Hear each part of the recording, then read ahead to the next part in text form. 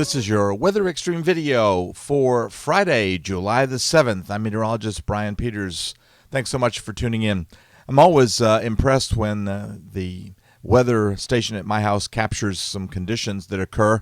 And yesterday, once again, I know that I've repeated this or shown this before, but once again, yesterday around between 3 and 4 p.m., I had a nice shower that came by and produced a little bit of rain, about a tenth of an inch.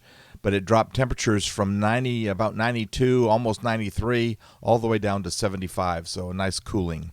This morning, the satellite image looks a lot similar to what we've seen over the last several days. We have some clouds across about the northern third of the state, and we also have some showers occurring across the eastern part of the Tennessee River Valley. The front analysis or the surface analysis shows primarily high pressure. They're no longer analyzing the frontal boundary that was just to our north, as it more or less sags through the area with the passage of a trough axis. Trough axis is now basically approaching Alabama. This shows that it's over Alabama. I think it's still a little to the west, but just barely. Temperatures at the surface this morning, starting out once again mild with highs primarily in the 70s, ranging from about 73 at Anniston to 77 at Birmingham. A little bit cooler there at Fort Payne with 68. Once again, the radar for the region shows some showers over the eastern half of the Tennessee River Valley, and we've seen that pattern before. The gray areas on the watch warning map are dense fog advisories, and then the pinks and reds and oranges that you see are all related to, maroon and orange are all heat advisories. The brighter pink are high fire danger. QPF-wise, with the frontal boundary sagging to our south, looks like the primary focus over the next 5 days for showers is going to be along South Alabama and Northwest Florida, with rainfall amounts on the order of about 1 to 1.5 inches of rain. Over the northern part of the state, it looks like we're going to get a little bit less, on the order of maybe 1/4 to 3/4 of an inch.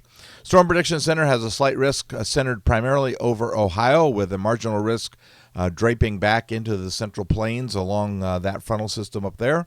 The front sags down to our area on day 2. And so we have a marginal risk over our area. And then on day 3, marginal risk along the Southeast U.S. coast, as well as back in the north central part of the United States. Tropics remain sort of not too busy and not too quiet either. We have Tropical Depression 4 out there in the South Atlantic, moving on a west-northwesterly course. It's expected to remain a depression, struggling as it's fighting some drier air out there, and should dissipate late Sunday or Monday. And in the eastern northern Pacific, we did have 3 areas that we were watching. We still have a large band of disturbed weather, but there's only one area really being watched, and that one is forecast to stay well out to sea. All right, the 068 GFS model run this morning, and we see the trough axis that's swinging by us today, and I think that that's going to help to create a little bit better chances for showers and thunderstorms. And precipitable water values certainly are up there, on the order of about 1.8 to 2.0. We see the trough axis has moved by Saturday, but while you would think that might slow down the number of showers, I think it will slow it down a little bit, but I think that we stay fairly moist, so daily heating helping to activate those showers during the afternoon, early evening hours. And as you can see, precipitable water value is the highest down across South Alabama and Northwest Florida, but they're still pretty high across the Tennessee River Valley. That does change as we see the trough still in place on Sunday, and that keeping the frontal boundary down across the southern part of Alabama and the Northwest Florida Peninsula, and precipitable water suggesting that we could drop below, are you ready for this? Drop below 1 inch for Sunday and Monday across the area. So that would certainly be nice. That would mean dew points dropping into the middle 60s, which would be a nice relief from the lower 70s. Not as nice as the mid 50s, but it's still nice.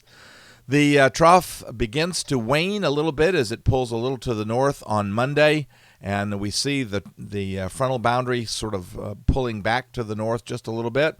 Fortunately, precipitable water values stay down, so I think Monday is also going to be a dry day.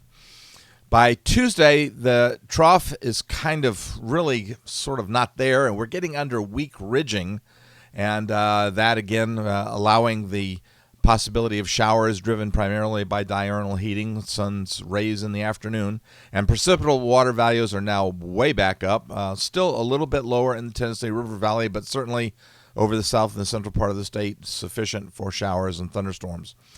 The ridge is there on Wednesday, and this is probably going to be one of our warmer days, and we see showers once again developing, and again, precipitable water values are way up there, so we certainly have all the ingredients we need.